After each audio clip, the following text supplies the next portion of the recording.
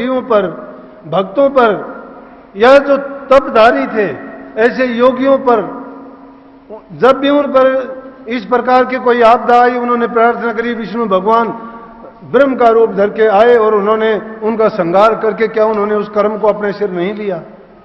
लेकिन उनकी भी जिम्मेवारी है, पालना करते हैं वो।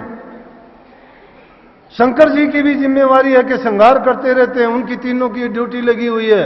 लेकिन संत सतगुरु की ड्यूटी तो इनसे ऊंची है कि जो वो तीनों काम नहीं कर सकते, संत सतगुरु नाम का भेद देके इस जीव को इस काल जंजाल से, जन्म मरण के चक्कर से और 84 से छुटवा के सदा के लिए अजर अमर और अविनाशी घर में भेज देते हैं। आदि घर सूरत का वो है जो पार ब्रह्म में है।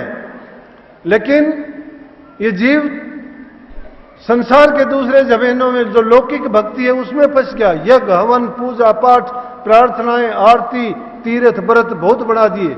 ये सब के सब रचे हुए काल के हैं। वो नहीं चाहता कि उससे ये जीव बचें।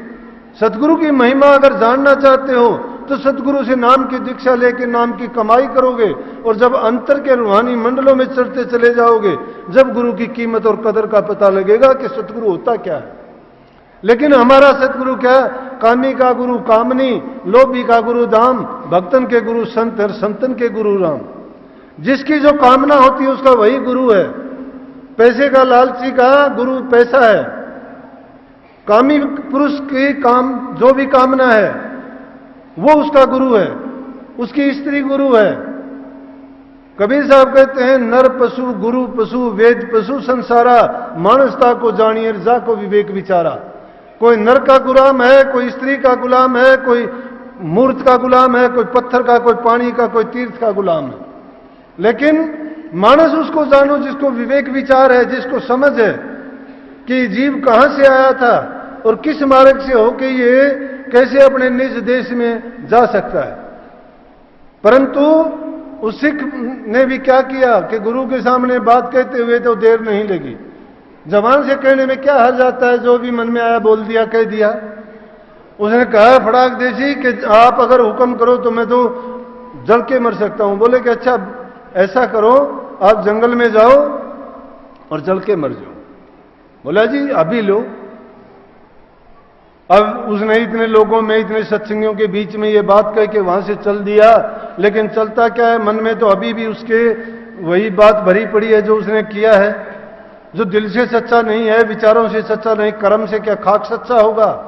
पहले आदमी जो क्रिया करता है अपने मन के अंदर विचार कर लेता है। जो आदमी जैसा सोचता है वैसा करता भी है। क्रिया रूप उसी को देगा। किसी काम को क्रियान्वित करने के लिए अपने दिल के अंदर पूरा उसका खाका तैयार कर लिया होता है उसने। तुम किसी को धोखा देना चाहते हो, उससे पहले अपने आप को धोखा दे चुके होते हो। तुम झूठ बोलना चाहते हो तो अपनी आत्मा को सबसे पहले मार चुके होते हो। अगर किसी को तुम और किसी का कष्ट देना चाहते हो, उससे पहले लाख बार अपने मन को, अपनी आत्मा को दबा के तुमने अपनी मन की बात मान चुके और वो करने के लिए फिर तैयार होते हो। गुरु महाराज के सामने बढ़ चढ़ के बोल तो दिया, लेकिन दिल के अंदर बात वही थी कि गुरु महाराज ऐसा थोड़ा होने देंगे, वो मुझे जल के थोड़ा मरने देंगे। वो अभी मुझे बुला लेंगे, किसी सेवक को भेजेंगे कि ये तो एक छोटी मोटी ऐसे ही परीक्षा थी। लेकिन गुरुओं की बात को जानता कौन है। और हम में बात यह है कि नाच न जाने बावड़ी के आंगन टेढ़ा। गुरु का मार्ग कठिन है खांडे की धारा। डगमगे तो गिर पड़े नहीं उतरे पारा। लेकिन जो डगमगाहट जिल के दिलों में होती है वो गिर पड़ते हैं, रास्ते में ही गिर जाते हैं, मंजिल तक नहीं पहुंचते। और जिसको अपनी मंजिल हासिल करनी होती है उनका दृढ़ संकल्प होता है। वो गुरु के वचन को मंत्र मानते हैं। गुरु के वचन को मंत्र मान, गुरु के वचन को हिये में ऐसा धारण कर लेते हैं कि एक एक वचन को वो वेद मंत्र मानते हैं कि गुरु ने जो कहा है वो खाली नहीं जा सकता। अब वो तो गुरु की बात में भी क्या संशय उठाता और कहता है कि गुरु ऐसा नहीं करेगा, कि मैंने जो बात कही है वो अभी मुझे रास्ते से बुला लेंगे। 4 कदम चलता है, मुड़ के देखता है। लेकिन जब देखता है मुड़ के कोई आता हुआ नहीं दिखाई देता, मन को मारता और सोचता हुआ जाता है, जंगल में चला गया। जंगल में जाके सूखी लकड़ियां भी इकट्ठी करने लग गया। अब 1-2 लकड़ी उठाता है, जाकर डालता है, फिर इधर उधर चारों तरफ देखता है कि क्या बात है, गुरु का ना कोई संदेशा आया, ना कोई सेवक आया, ये क्या बात हुई, गुरु ने तो बुला लेना चाहिए था अब तक। लेकिन कोई संदेशा नहीं आया, ना ही बुलाया। उसने लकड़ियां भी इकट्ठी कर ली। कहने लगा अभी कोई बात नहीं, लकड़ियां इकट्ठी कर। लकड़ियां सोचता भी है कि गुरु का वचन है, अगर मैं इन बातों को नहीं मानूंगा, अगर मैं जल के नहीं मरा तो मुझे दोष भी लगेगा। अब लकड़ियां भी इकट्ठी कर ली और आखिरी वक्त जब आया, आग भी उसने जला के तैयार कर ली। फिर देखता है इधर उधर देर कर रहा है, जानबूझ के देर करता है कि ताकि समय निकल जाए, कभी आने वाला कहीं रास्ते में रुक ना गया, उसको कोई काम हो गया हो या कोई रास्ता ना भटक गया हो, आएगा वो जरूर आएगा कोई ना कोई। गुरु महाराज अवश्य भेज देंगे, पहुंचने वाला है। लेकिन वो तो नहीं पहुंचा और वो यही सोचता सोचता बस सोच ही रहा था इतनी देर में, और एक डाकू आया। डाकू आया, उसने कहीं डाका मारा था, सामान उसके पास चोरी का बहुत था और उस सामान को लेके आया। लेकिन ये नहीं पता कि इंसान का पूर्व का संस्कार कब जाग जाए, कब पैदा हो जाए। उसके सोए हुए संस्कार थे। उसको जब उसने देखा कि जंगल में ये आदमी क्या करता है, इसने लकड़ियां इकट्ठी कर रखी है, कोई मुर्दा पास में नहीं है, किसको जलाएगा ये, अग्नि भी तैयार कर रखी है, लेकिन ये कुछ सोच विचार कर रहा है। उसके पास जाके कहने लगा कि भाई क्या बात है, आपने तो चिता को भी तैयार कर रखा है, अग्नि भी जला रखी है, मुर्दा कोई नहीं है। बोला मुर्दा कोई नहीं है, मुझे ही जलना है इसमें। बोला अरे भैया ऐसी क्या बात है, क्यों जलेगा तू, कौन सी ऐसी बात है। बोला कि गुरु महाराज का हुक्म है। जब गुरु महाराज का नाम आया, इसीलिए पता लगता है कि जीव के कर्म आपके नहीं है। ये तो एक जन्म मरण का जो चक्कर चला हुआ है, एक सिर्फ जो सिस्टम चला हुआ है, जो प्रोसेस है इस कुदरत का, उसमें हम जन्मते हैं, मरते हैं, लेकिन कर्म अपना साथ लेके आते हैं। प्रारब्ध कर्म हमारे साथ होता है, वो अब भोगते हैं, लेकिन जो कर्म भोग नहीं लिया जाता वो हमारा संचित कर्मों में जुड़ जाता है, लेकिन कर्म पीछा नहीं छोड़ता है। चाहे हमारे कितने जन्म हो, युग पलट जाओ, कर्म हमारा साथ जाएगा।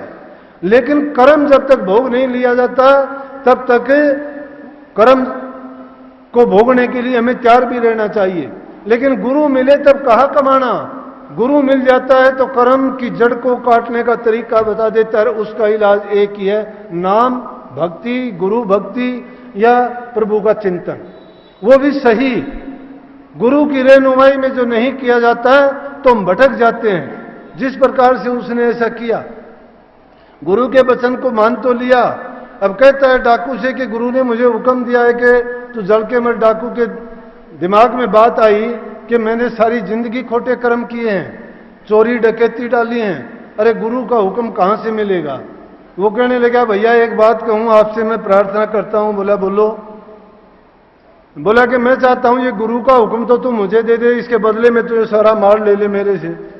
उसने सोचा कि अच्छा मूर्ख मिला, गांठ का भी पूरा मिला, कि ऐसा मौका कहां मिलेगा और ऐसा मूर्ख कहां मिलेगा जो पास से धन देता है और गुरु का हुक्म लेके जड़ के भी खूब मरता है।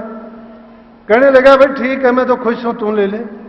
उसने गुरु का हुक्म उसको दे दिया और डाकू ने उसको वो पैसे की या जिसमें जेवरात थे, लूट का सामान उसको पकड़ाया और चिता में आग देके वो जो ही चिता में बैठा तो क्या देखता है कि उसमें एक बिजली सी करौंदी और वो प्रकाश उससे उठा और आकाश की तरफ एक आवाज के साथ जब ऊपर की तरफ चला गया, वो देखता रहा। उसको बड़ा आश्चर्य हुआ कि ये क्या हुआ। लेकिन इतनी देर में दूसरी तरफ जो ही मुड़ा, उस थैली को उठा के घर चलने के लिए तैयार हुआ तो देखता है कि पीछे से पुलिस के और दूसरे लोग भागे हुए आ रहे हैं। उन्होंने उसको पकड़ लिया और पकड़ के कहने लगे क्या है तेरे पास, क्योंकि उन्होंने पहचान लिया था जो थैला या सामान उन्होंने देखा। कहने लगा कि तू तो ठग है, डाकू है, तू लूट के लेके आया। बोला कि मैंने कुछ नहीं किया, मेरी बात सुनो। बोला सुन लिया, क्या बात सुनेंगे, तेरी सबूत की भी जरूरत नहीं है, सारा सामान हमें मिल गया और दूसरा कोई आदमी नहीं है, तू इसको लिए हुए है, चल। जब उसको लेके जाने लगे, अब उसके पास तो कुछ कहने के लिए नहीं था। जब राजा के पास लेके गए और पेश किया वहां, कहने लगे जी देखो इसने चोरी की, डाका के, लेकिन पकड़ा गया। कहने लगा ऐसा क्यों किया। बोला जी सुनो, ना मैं डाकू हूं, ना मैंने चोरी की, ना डकैती की।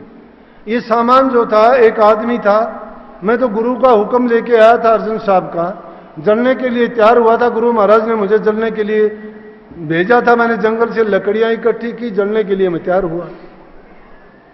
फिर बोला कि इतनी देर में डाकू वहां गया और आके कहने लगा कि गुरु का हुक्म मुझे दे दे, सामान तू ले ले। बोला जी मुझे तो माफ करो, मेरा नहीं है, रखो सामान भी, मैं तो चला जाता हूं। कहने लगे अरे बेवकूफ तू तो फिर तो दो दोषी है, तेरा तो डबल दोष हो गया। एक तो तूने गुरु के हुक्म की पालना नहीं की और दूसरे तूने डाकू के सामान को लिया, इसलिए तेरी सजा भी डबल होगी। हम इसके बदले को तो बख्श सकते थे, लेकिन गुरु की जो तूने हुक्म की पालना नहीं की और गुरु के हुक्म को बेच दिया तो किसी भी सूरत में नहीं बच सकता। और हुक्म दिया कि इसको ऐसी कड़ी से कड़ी सजा दी जाए कि देखने वाले याद रखें कि गुरु के हुक्म को तोड़ने वाले और इस लूट के माल को लेने वाले को क्या सजा मिलती है। उसको ये सजा मिली, लेकिन उसी टाइम गुरु महाराज दयालु होते हैं, आए और प्रकट होकर कहने लगे कि सेवक क्या बात है। बोला जी मुझे बचा लो। बोला कि तू तो कहता था कि आप मुझे जलने का भी हुक्म दो। बोला मेरी गलती है। अब शिष्य का काम क्या है, इस सारी कहानी का कहने का मतलब क्या है। ऐसी घटनाएं संतों के पास जाने वाले हर जीव के साथ होती हैं, हर जीव के साथ होती हैं। कोई छोटी मोटी घटना हो जाती है, जीव को चेताने के लिए होती हैं। वो जो जिस प्रकार भी सुधरता है उसी प्रकार की रचना के गुरु महाराज उनके लिए ऐसा एक तरीका अपनाते हैं ताकि वो सही मार्ग पर आ जाए। कही है कि मैं उनको श्याम दाम दंड भेद से सीधे मार्ग लाऊं, जो कोई भक्ति करे कपट से उसको भी अपनाऊं। कि कोई कपट से भी भक्ति करना चाहता है उसको भी मैं अपनाऊंगा। श्याम दाम और दंड भेद जिस तरीके से भी बनेगा मैं उसको सही मार्ग पर लाके छोड़ूंगा ताकि वो अपना कल्याण करा सके। गुरु के मार्ग में चलते हुए जो गिर जाता है उसको दोष नहीं लगता, लेकिन उठता है और उसी मार्ग पर चल पड़ता है, गुरु महाराज उसको माफ कर देते हैं। क्यों कि माफी का खाना सिर्फ गुरु के पास ही होता है। तुम लाख बार भी गलती करोगे, लाख बार बख्शे जाओगे। बड़े बड़े डाकू, बड़े बड़े लुटेरे, ठग और बड़े बड़े पापी, दुष्ट, बड़े बड़े कामी, क्रोधी सब संतों की शरण में जाके अपने पापों को बख्शवा के उनका कल्याण हुआ। बल्कि संतों के पास जाके तो डाकुओं तक को महात्मा बना दिया और ऐसे ऐसे महात्मा बना दिए, उनके आज तक नाम अमर है। लेकिन सारी महत्ता किसकी है? गुरु महाराज की है। रामचंद्र जी का पता है आपको, वशिष्ठ जी गुरु थे उनके, लेकिन वो भी जब जंगल में गए, महात्माओं के जितने भी दरबार थे उनमें जाते हैं, मत्था टेकते हैं और सबके पास आशीर्वाद लेते हैं। उनसे आशीर्वाद ले लेके पूछते हैं भी। बल्कि वाल्मीकि जी के आश्रम में गए, वहां जाके उनकी बुद्धिमत्ता की परख करने के लिए रामचंद्र जी क्या कहते हैं कि जी मुझे कोई ऐसी जगह बताओ कि जहां जाके मैं जंगल में रह सकूं। तो वाल्मीकि जी ने उनको क्या कहा कि गुरु का दर्जा बताते हुए कहते हैं, उनको कहा कि तुम ते अधिक गुरु ही जिन जानी, सकल भाव से वही सन्मानी। काम क्रोध मद मान न मोहा, लोभ न क्षोभ राग न द्रोहा। तिनके हृदय बसों रघुराया, जिनके दंभ कपट नहीं माया। क्या कहा, कितनी खूबियां बताई कि तुमसे अधिक गुरु ही जिन जानी। कहता है कि मैं जानता हूं तो कोई दशरथ पुत्र राम है तुम, लेकिन तेरे से भी अधिक जो गुरु को जानता है, तुमसे अधिक गुरु ही जिन जानी। और सकल भाव से वही सन्मानी, सकल हर प्रकार से सेवा सम्मान इज्जत मान जो गुरु का करता हो, जिसके सकल भाव से में काम क्रोध मान न मोहा, लोभ न क्षोभ राग न द्रोहा। जिसमें काम क्रोध लोभ मोह क्षोभ राग द्रोह ईर्ष्या निंदा चुगली ये बुराइयां जिसमें ना हो, और जिनके दंभ कपट नहीं माया, जिनके दिल में कपट ना हो, अभिमान ना हो, मान प्रतिष्ठा ना छिपी हुई हो, उनके हृदय में रघुराया। हे रघुनंदन आप उनके हृदय में जाके बसो। प्रेमियों, ये खूबियां शिष्य के अंदर होनी चाहिए। जो गुरु को मानता है, गुरु के मार्ग पर चला है, वो सकल भाव से गुरु को सेवे। सेवा करनी क्या कहते हैं? यही तो सेवा है। अरे पक्षी अपने अंडों को सेते हैं, बच्चे पैदा करते हैं, आप जैसे जीव पैदा कर देते हैं। मां बच्चों को सेती है, मुंह का निवाला निकाल निकाल के हम जैसे इंसान पैदा कर देती है। जब गुरु को तुम सेवोगे तो गुरु तुम्हें नहीं आप जैसा बना देगा। पारस पत्थर के पास में जब लोहा चला जाता है सोना बन जाता है। चंदन के पास में फलास के पेड़ भी रहने वालों में चंदन की खुशबू हो जाती है। इतर बेचने वाले को इतर अपने हाथों में लगाने की जरूरत नहीं, तोड़ने में ही उसको खुशबू वैसे ही मिलती जाती है। जोगंधी कुछ दे नहीं तो भी बात सुबास। संतों के पास में जब जाओगे, संग करोगे, वो अपने गुणों से तुम्हें भरपूर कर देंगे। तुम्हारी निंदा, राग, द्वेष, ईर्ष्या की जो भावनाएं हैं उनको निकाल देंगे दिल से, मन को पवित्र बना देंगे। तुम्हारे हृदय में जब शुद्धता आ जाएगी, पवित्रता आ जाएगी, तब वो नाम रखने के योग्य हो जाएगा। लेकिन जब तक हमारे दिल में ईर्ष्या है, निंदा है, मान बढ़ाई है, प्रतिष्ठा भरी हुई है, लोभ लालच की भावना है, संसार की कामनाएं हैं, एक दूसरे को नीचा दिखाने के लिए हम अपना सब कुछ लगा देते हैं दांव पर। क्या करता है इंसान? अपने कर्म की पहले की नहीं सोचता, आगे का और कर्म बढ़ा के इस जीवन को याद करेगा। भला मुसाफिर बंदे, आया था कुछ लाहा करने, फंस गया केड़े धंधे, भवसागर तेनु तरना पैसी, पाप पुण्य नरकंधे।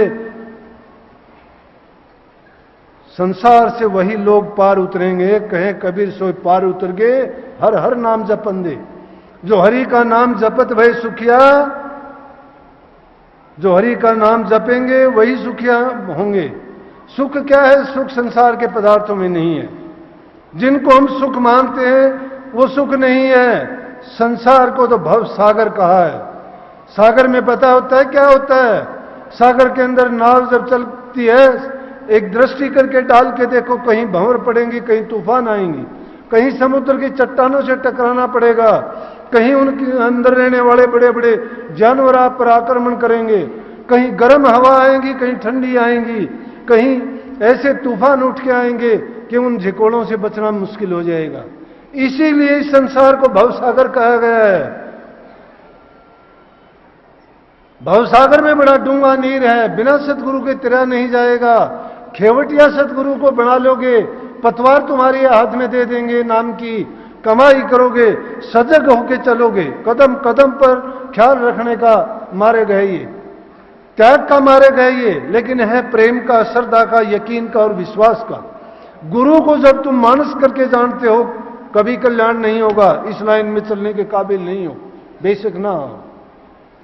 जब गुरु के पास आए हो तो क्या करोगे कि प्रथम सीढ़ी है गुरु भक्ति। गुरु भक्ति बिन काज न रती, गुरु भक्ति दृढ़ के करो पीछे और उपाय। बिन गुरु भक्ति मोह जग कभी न काटा जाए। मोटे बंधन जगत के गुरु भक्ति से काट, झिन्ने बंधन चित्त के कटे नाम प्रताप। मोटे जब लग जा नहीं तो झिन्ने कैसे जा, ताते सबको चाहिए नित गुरु भक्ति कमा। एक जन्म गुरु भक्ति कर, जन्म दूसरे नाम, तीसरे में मुक्ति पद और चौथे में